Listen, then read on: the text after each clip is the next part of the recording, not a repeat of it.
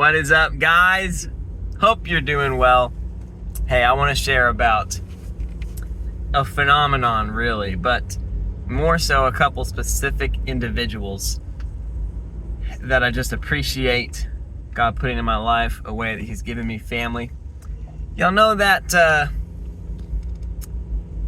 that song by old Tarzan? I wanna know, can you show me? One way that I feel a little bit like a stranger on the earth is like this. This is gonna sound so conceited. It's horrible. Oh man. But like, what I'm gonna say is like having a bit of a larger than life personality, a little bit of a can-do attitude, combined with the cup is half full, combined with swagger McJagger juice, combined with I'm just childlike joyful, combined with favor of God's on my back, so don't touch the Lord's anointed because you might get struck down. Like, you know, just enjoying life. It's kind of weird for me to even externally process this right now because really I'm still coming out of the dark grind of the soul. Like my past year, 2 years even, like I have not felt like Mr. Big Ego at all or anything close. I have felt like a sad man, you know. I've been pretty down. So it's weird because I'm kind of sharing this testimony not in real time, you know, like I'm thinking about where I was at the time, and where I deep down do believe like I still resonate with all those things I just said, you know, especially the swagger McJagger juice, which I drink every morning. And then never mind. That's still in me, but I have not just been swagging all over everybody for 2 years. You know, I've just been struggling mentally, feeling like I should sign up for the Biggest Loser show, you know. So I just want to really just put the whole spectrum of emotions on there in terms of, you know, just the self-esteem roller coaster ride that it's felt like recently. But zoom out, big picture in life, yeah, it's like this big personality that can be off-putting to people. It can be intimidating to people. It can be just generally misunderstood, right? It can be interpreted as pride. It can be interpreted as narcissism. It can be interpreted as insecurity. A lot of things. And maybe sometimes those are true or realities, but I'm talking about Tarzan, all right? I'm not talking about insecurity. And what I'm saying is like there's this other than dynamic of being flamboyant, of being just loud and out there and confident enough in your conviction to say it in a group setting, or secure enough about your personality to like tell a personally embarrassing story that you're not exactly sure why, or to say something that's dumb and like it's okay, you know, like I have to like say never mind, you know, or whatever, like just a little bit of like quick to speak and loud speech, right? Not exactly how you want to be described in life necessarily, but some of those dynamics are just, they're in there, right? They're woven into the framework of my personality. And it can feel a little bit isolating because there are a lot of different triggering elements to that.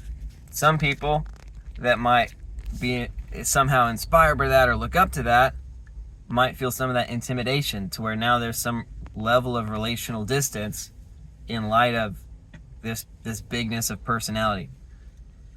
Other people might look down on that or be dismissive of that. And so now there's this relational distance, right? And other people might feel like insecure, like almost like they're competing with that. And so now there's this relational distance.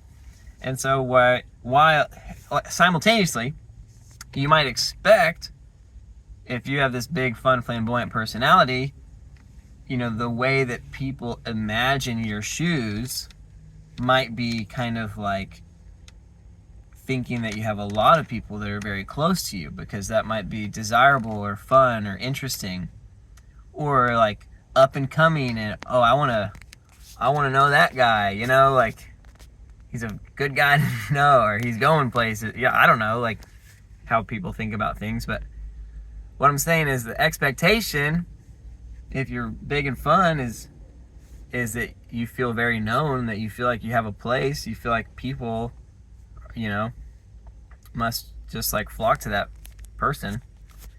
And in reality, it can almost have the opposite effect, where you're actually more distant from a lot of people than you otherwise normally would be,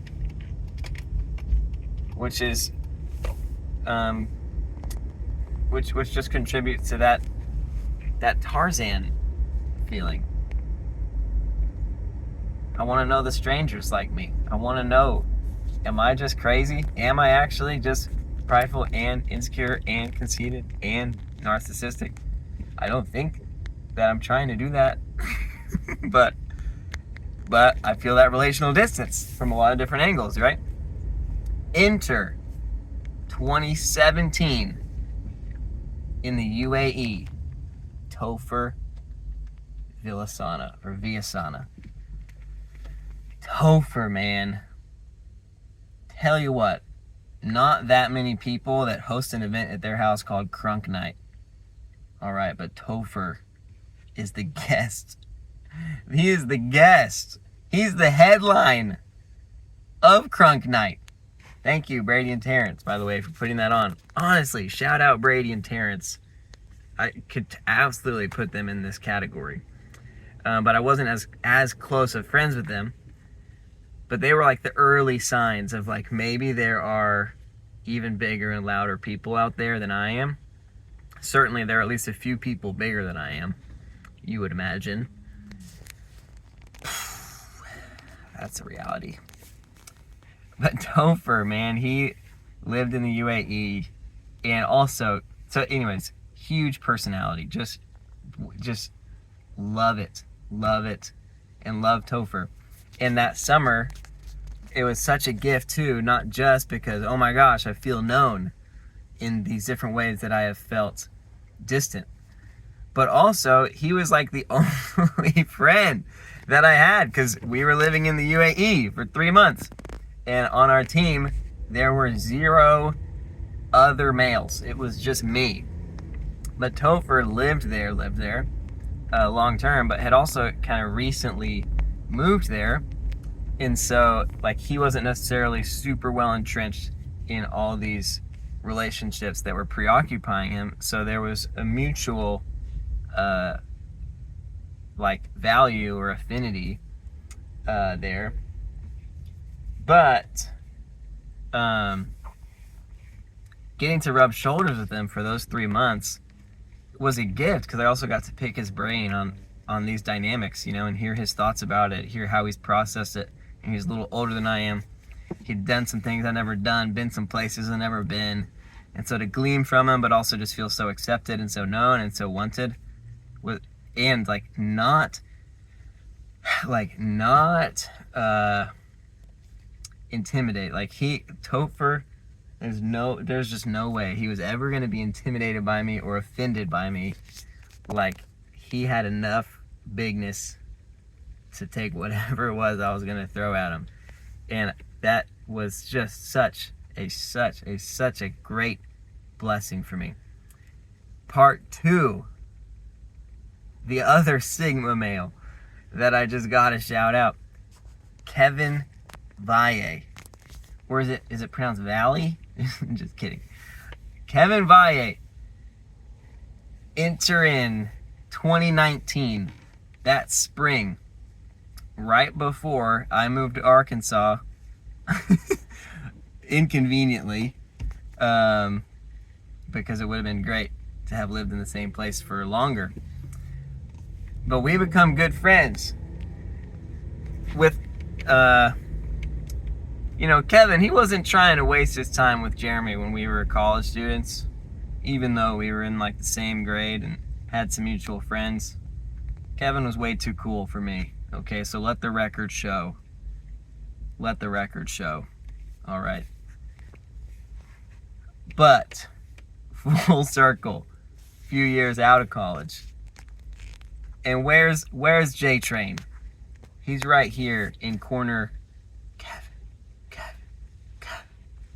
And he started hearing my cheers. He was like, "Wait a minute, you believe in me? You're cheering my name, you're excited for me? You know that I'm called to greatness, and you're not intimidated by whatever in my own life? Let's go get Chipotle." I mean, Fuego. Just the boldness and the brashness. Again, similar dynamic. That's why I'm putting these two guys in the same video, even though they're very different people. I don't know if y'all are friends. Kevin and Topher, y'all friends? Let me know in the comments.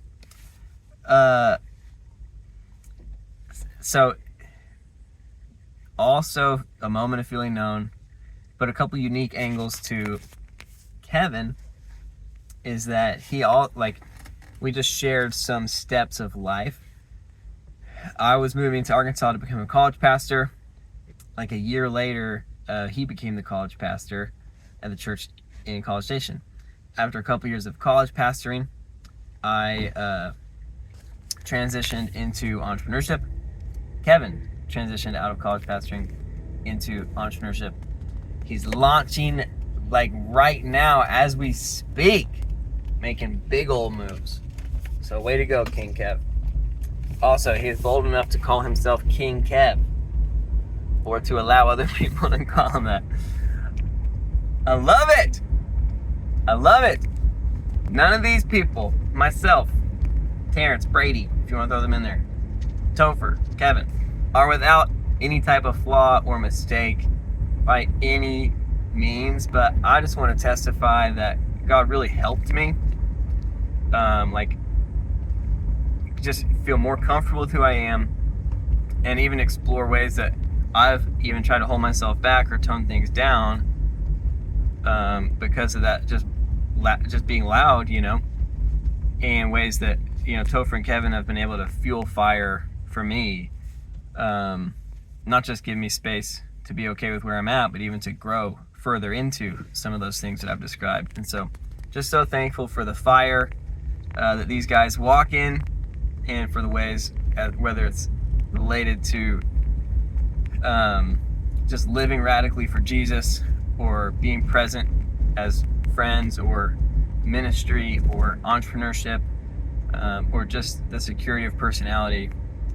Everyone needs some Sigma males in their corner, but especially if you're feeling lonely and other than as a big personality, man, just thank you, Lord, for sending me those dudes, and letting me live free rather than living subdued and tamed like in a cage of social norms and expectations. In that cage, those doors are just too tight for me. It's too small of a cage. Part of it's because I have ADHD. I don't know how to do that game. I can't meet all the expectations. And so if I were to have lived a whole life trying to, it would have been just a much worse life for me. So I'm just thankful I got set free from that cage, and I wouldn't have been able to if guys like Topher and Kevin didn't show me they had some keys in their back pocket. They showed me out. Love y'all, dudes. Y'all keep doing what you do. Stay big. All right, that's all I got for y'all today. If you have ever felt like Tarzan, let me know. I'll talk to y'all soon. Life is worship. God is love.